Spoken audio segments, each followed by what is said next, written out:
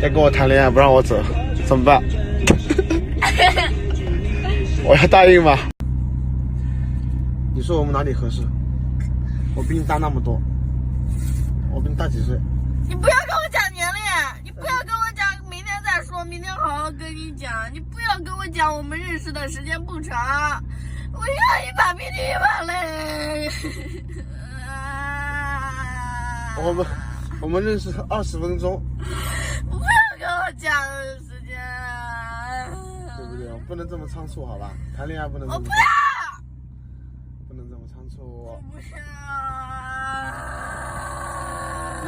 你身边的朋友肯定都不会同意的。那快点。我现在问，我爱个问，哪个人不同意？你的闺蜜啊朋友肯定不同意我们俩在一起。不会。你快把眼泪擦擦，快点，擦擦。不跟我处是不是？你说你03年，我比你大几岁？你想，我都可以做你，马上做你叔叔了。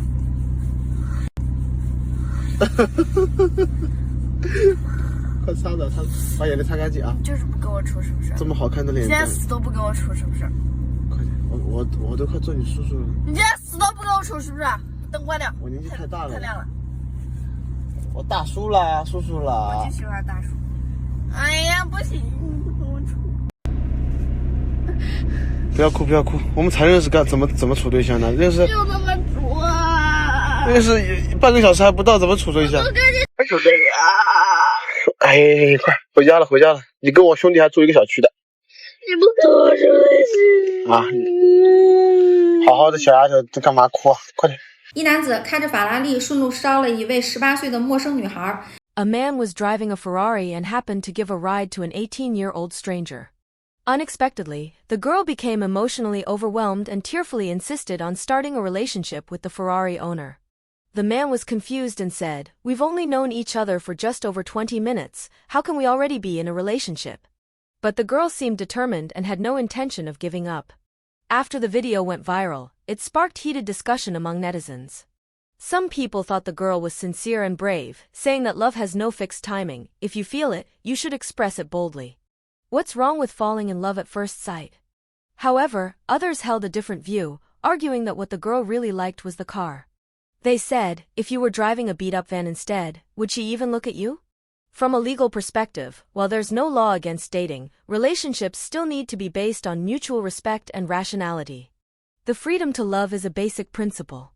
Girl, it's okay to like him, but that doesn't mean you have to jump into a relationship right away. You can start as friends, take time to get to know each other, and then decide whether or not to move forward. More importantly, as a young woman, don't let impulse cloud your judgment. Protecting yourself is always the most important thing. 现在还有女的能干出这事儿来，为了能嫁给有钱人，真的是啥事儿都能做得出来。 Can you believe it? There are still women nowadays who would actually do something like this just to marry a rich man. It's truly mind-blowing. Take this 35-year-old little sister, from Guangzhou for example. She doesn't work, doesn't have a job, and spends every single day thinking about how to get close to rich guys who drive luxury cars, dreaming of completely changing her fate. One day, near the university town, she spotted a legendary luxury car, a Rolls-Royce. Her eyes lit up on the spot. After all, everyone knows that Rolls-Royce is the true symbol of top-tier wealth. Even the base model costs over 6 million yuan, and just the hood ornament alone might be worth 3 to 400,000. The moment she saw it, she perked right up, feeling like fate itself had sent her this opportunity. She believed she had to seize this chance no matter what. She asked around and finally figured out the owner's surname, Qin. She immediately sprayed, "I love you," and similar messages on the Rolls-Royce with red paint. At the same time, she secretly began dreaming of becoming the heroine in a story where the domineering CEO falls in love with me, fantasizing that it would soon unfold in real life. However, the story took a sharp turn. Mr. Qin discovered that someone had sprayed red paint on his Rolls-Royce and was absolutely furious. He couldn't figure it out.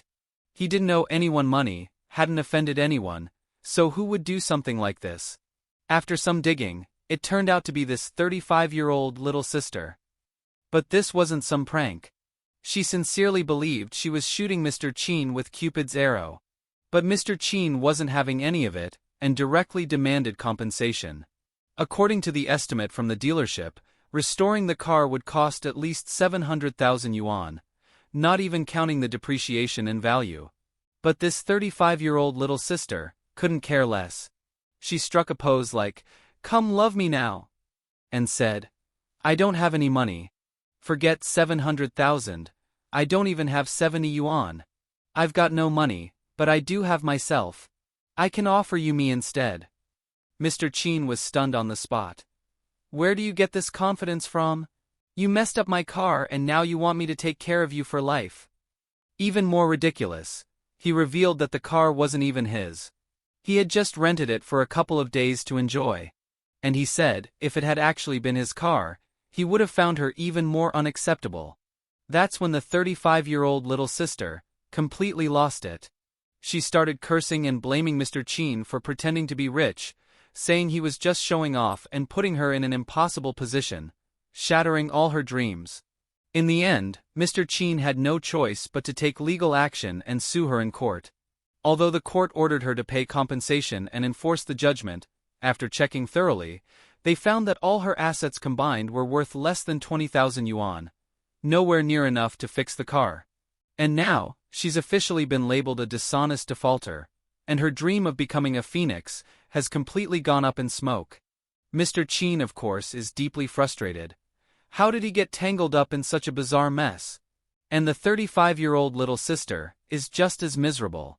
She thought she was about to marry into money, but instead, she ended up neck-deep in legal trouble. 前任真挺精的，刚开始不肯给我花钱，就是一点点手段，现在啥都是我的了。 Rich men are actually really smart. At first, he absolutely refused to spend money on me, but I just used a few little tricks, step by step, and now he gives me everything. The renovation of this house cost millions of yuan, he paid for it. Every single bag in my house was bought by him.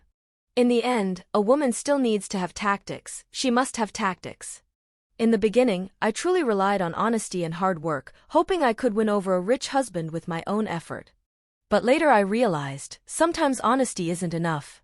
If you can't get him that way, you have to use a bit of the fake innocent girl's strategy. Always remember, when it matters most, being a fake innocent girl is what really works. Step 1, you have to know how to act sweet and helpless. That move is incredibly effective. It seriously never fails. You absolutely have to learn how to act cutesy. Say the most cringy things you can think of, like, "Honey, you're amazing," "Baby, you're so strong," "You're unbelievably powerful," "You're scarily good at everything." These lines sound disgusting, even I get goosebumps when I say them. But I'm telling you, they seriously work. They really, really work. Step 2, make him feel like a hero. Always appear soft and weak in front of him, like a victim. Keep brainwashing him. I do this with my husband every day. All the other women out there are terrible.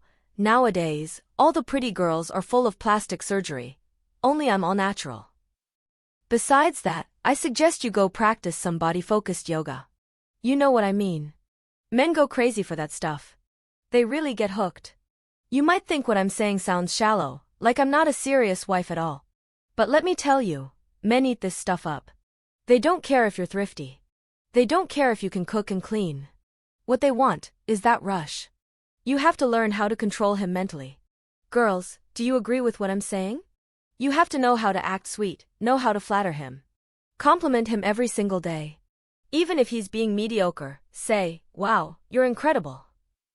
Even if he's a total mess, say, "Baby, you're amazing." You have to give him confidence. Make him feel like, "Honey, this bag you bought me is so perfect. This necklace is just wonderful." Say things like, "Babe, I'm hungry, buy me some lamb skewers, pretty please, I swear, he'll be over the moon."